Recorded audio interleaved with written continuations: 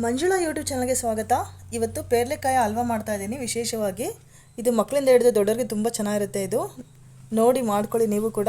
ಇದರಲ್ಲಿ ಪ್ರೋಟೀನ್ ಜಾಸ್ತಿ ಇರುತ್ತೆ ಮತ್ತು ಸ್ನಾಯುಗಳ ಬೆಳವಣಿಗೆ ಕೂಡ ಇದು ಅವಶ್ಯಕವಾಗಿದೆ. ನಾನು ಇದು 4 ಗೋಡಂಬಿ ತೊಗೊಂಡಿದ್ದೀನಿ, 4 ಬಾದಾಮಿ ತೊಗೊಂಡಿದ್ದೀನಿ, 2 ಏಲಕ್ಕಿ ತೊಗೊಂಡಿದ್ದೀನಿ, 1 ಬಟ್ಲದಷ್ಟು ಬೆಲ್ಲ ತೊಗೊಂಡಿದ್ದೀನಿ, 2 ಚಮಚದಷ್ಟು ತುಪ್ಪ ತೊಗೊಂಡಿದ್ದೀನಿ. ಈಗ ಯಾವ ರೀತಿ ಮಾಡೋದು ಅಂತ ಹೇಳ್ತೀನಿ ಬನ್ನಿ. ತುಂಬ ಚೆನ್ನಾಗಿರುತ್ತೆ ಇದು ಮಾಡೋದು ಅಲ್ವಾ. ನೋಡ್ಕೊಳ್ಳಿ, ತುಂಬ ಈಸಿ ಇರುತ್ತೆ ಇದು. ಪೇರೆಕಾಯಿನ ಸ್ವಲ್ಪ ಗಟ್ಟಿ ಇರೋ ತೊಗೊಂಡಿದ್ದೀನಿ ನಾನು. ತೀರಾ ಹಣ್ಣು ಇರಬಾರ್ದು, ತೀರಾ ಫುಲ್ ಕಾಯಿನೂ ಇರಬಾರ್ದು, ಮಧ್ಯದಲ್ಲಿ ತೊಗೊಂಡಿದ್ದೀನಿ ನಾನು. ಇದನ್ನು ಚೆನ್ನಾಗಿ ತೊಳೆದ್ಬಿಟ್ಟು ತುರಿಬೇಕು. ಇದರಲ್ಲಿ ಹೆಚ್ಚು ಪ್ರೋಟೀನ್ ಇದೆ ಮತ್ತು ಮಕ್ಕಳಿಗೆ ಕೂಡ ತುಂಬ ಇಷ್ಟಪಟ್ಟು ಹಣ್ಣು ತಿಂತಾರೆ. ಅದೇ ಹಣ್ಣನ್ನು ನಾವು ಹಲ್ವಾ ಮಾಡಿಕೊಟ್ಟಾಗ ಇನ್ನೂ ಹೆಚ್ಚಾಗಿ ತಿನ್ನಬೇಕು ಅಂತ ಇಷ್ಟಪಡ್ತಾರೆ. ಅವರಿಗೂ ಕೂಡ ಖುಷಿ ಆಗುತ್ತೆ.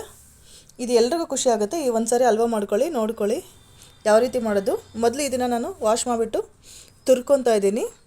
ಮಧ್ಯದಲ್ಲಿ ಬೀಜ ಇರುತ್ತಲ್ಲ ಅದನ್ನಷ್ಟೇ ಬಿಟ್ಟು ತುರ್ಕೊಂಡ್ರೆ ಆಯ್ತು ಎರಡೂ ಕೂಡ. ಈಗ ತುರ್ಕೊಂಬರೋಣ. ಪೇರ್ಲಿಕಾಯಿನ ಈ ರೀತಿ ತುರ್ಕೊಂಡಿದ್ದೀನಿ. ಈ ಮಧ್ಯದಲ್ಲಿ ಬೀಜ ಇರುತ್ತಲ್ಲ ಅದನ್ನು ತಕ್ಕೊಂಡಿದ್ದೀನಿ.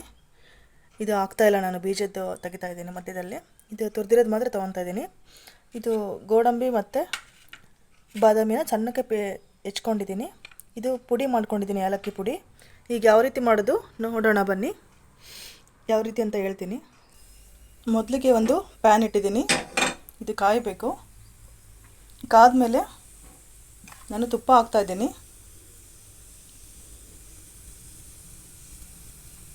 2 ಸ್ಪೂನ್ ತುಪ್ಪ ಆದರೆ ಸಾಕು. ಇದು ತುಪ್ಪ ಕರಗಬೇಕು. ಕರಗಿದ ಮೇಲೆ ಡ್ರೈ ಫ್ರೂಟ್ಸ್ನ ಬಿಸಿ ಮಾಡಿಕೊಂಡು ತಕ್ಕಂತ ಇದ್ದೀನಿ.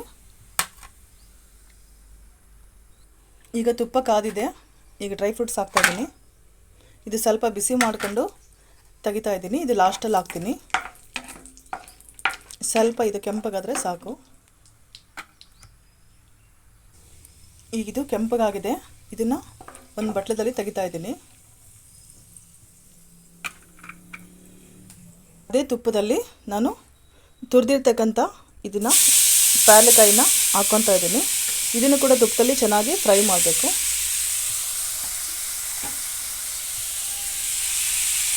ಇದನ್ನು ಕೂಡ ಚೆನ್ನಾಗಿ ತುಪ್ಪದಲ್ಲೇ ಹುರಿಬೇಕು.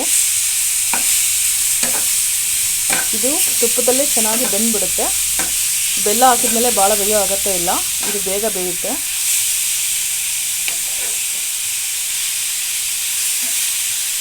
ಇದು ಚೆನ್ನಾಗಿ ಮಿಕ್ಸ್ ಆಗಬೇಕು. ಒಂದು 2 ನಿಮಿಷ ಹುರಿಬೇಕು. 2 ನಿಮಿಷ ಇದು ನಾನು ಬಾಯ್ಲ್ ಮಾಡಿದ್ದೀನಿ. ತುಪ್ಪದಲ್ಲೇ ಕೂಡ ಹುರಿದಿದ್ದೀನಿ. ಅರ್ಧ ಬೆಂದಿದೆ ಇದು. ಈಗ ಇದನ್ನು ಒಂದು ಪ್ಲೇಟಲ್ಲಿ ತೆಗಿತಾ ಇದ್ದೀನಿ.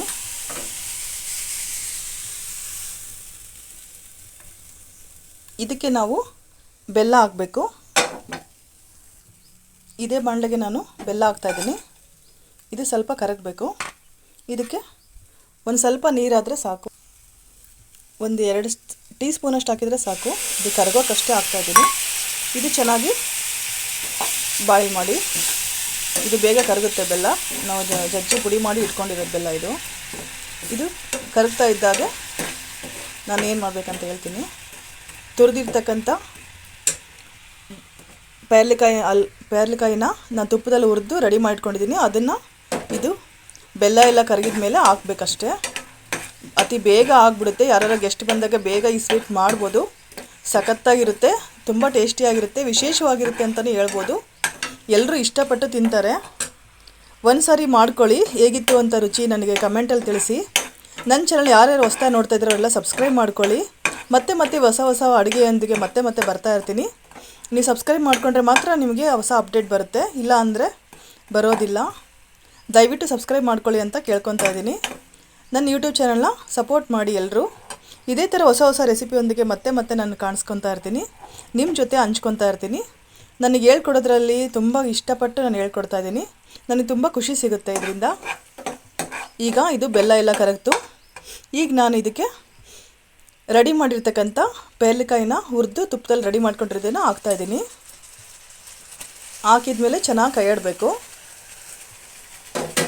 ತುಪ್ಪದಲ್ಲಿ ಕೂಡ ಚೆನ್ನಾಗಿ ಬಾಯ್ಲ್ ಆಗಬೇಕು. ಇದು ಬೇಗ ಆಗೋಗ್ಬಿಡುತ್ತೆ. ಇದು ಚೆನ್ನಾಗಿ ಮಿಕ್ಸ್ ಮಾಡಿ ಒಂದು 2 ನಿಮಿಷ ಚೆನ್ನಾಗಿ ಕೈಯಾಡ್ತಾನೆ ಇರಿ. ಇದು ಎಲ್ಲ ಬೆಲ್ಲದ ಜೊತೆ ಹೊಂದ್ಕೋಬೇಕು. ಇದೆಲ್ಲ ನೀಟಾಗಿ ಹೊಂದ್ಕೋಬೇಕು. ಆ ಥರ ಕೈಯಾಡ್ತಾ ಇರಿ. ಸಖತ್ತಾಗಿರುತ್ತೆ ಇದು ಟೇಸ್ಟು. ಸಖತ್ತಾಗಿರ್ತಿದೆ. 2 ನಿಮಿಷ ಬೆಂದರೆ ಸಾಕು, ಹಲ್ವಾ ರೆಡಿ ಆಗುತ್ತೆ. ಈಗ ನಾನು ಕೊನೆಯಲ್ಲಿ ಏಲಕ್ಕಿ ಪುಡಿ ಮಾಡಿ ಇಟ್ಕೊಂಡಿದ್ದೀನಲ್ಲ ಅದನ್ನು ಕೂಡ ಮಿಕ್ಸ್ ಮಾಡ್ತಾಯಿದ್ದೀನಿ. ಇದು ಚೆನ್ನಾಗಿ ಮಿಕ್ಸ್ ಆಗಬೇಕು. ಇದರಲ್ಲಿ ಎಲ್ಲ ಚೆನ್ನಾಗಿ ಮಿಕ್ಸ್ ಮಾಡಿ ಕೊನೆಯಲ್ಲಿ ನಾನು ಡ್ರೈ ಫ್ರೂಟ್ಸು ಎಲ್ಲ ಹುರಿದಿಟ್ಕೊಂಡಿದ್ದೀನಲ್ಲ ಅದನ್ನು ಕೂಡ ಇದಕ್ಕೆ ಆ್ಯಡ್ ಮಾಡ್ತಾಯಿದ್ದೀನಿ. ಕೊನೆಯಲ್ಲಿ ಗಾರ್ನಿಷ್ಗೆ ನಾನು ಇದನ್ನು ಸರ್ವ್ ಮಾಡೋಕ್ಕೆ ಇಟ್ಕೊತಾ ಇದ್ದೀನಿ. ಇದು ಕೂಡ ಚೆನ್ನಾಗಿ ಮಿಕ್ಸ್ ಮಾಡಿ ಹಲ್ವಾ ರೆಡಿ ಆಯಿತು. ಇನ್ನೇನು 2 ನಿಮಿಷ. ಬೌಲ್ಗೆ ಹಾಕೋಣ. ರೆಡಿ ಆಯಿತು ಇದು ರೆಸಿಪಿ. ಪಟಾಪಟ್ ಅಂತ ಮಾಡ್ಬೋದು. ಸಂಜೆ ಟೈಮು ಮಕ್ಕಳು ಯಾರ್ಯಾರು ಹಣ್ಣು ತಿನ್ನಲ್ವೋ ಈ ರೀತಿ ಮಾಡಿಕೊಡಿ. ಮತ್ತೆ ಮತ್ತೆ ಈ ಸ್ವೀಟ್ ಮಾಡಿ ಅಂತ ಮಕ್ಕಳೆಲ್ಲ ಕೇಳ್ಕೊತಾರೆ. ಸಖತ್ ಇಷ್ಟ ಆಗುತ್ತೆ ಅವ್ರಿಗೆ. ಬಾಕ್ಸಿಗೆ ಕೂಡ ಕಟ್ಬೋದು. ಹೆಲ್ತಿ ಆಗಿರ್ತಕ್ಕಂಥ ಫುಡ್ಡು ಅಂತಲೇ ಹೇಳ್ಬೋದು.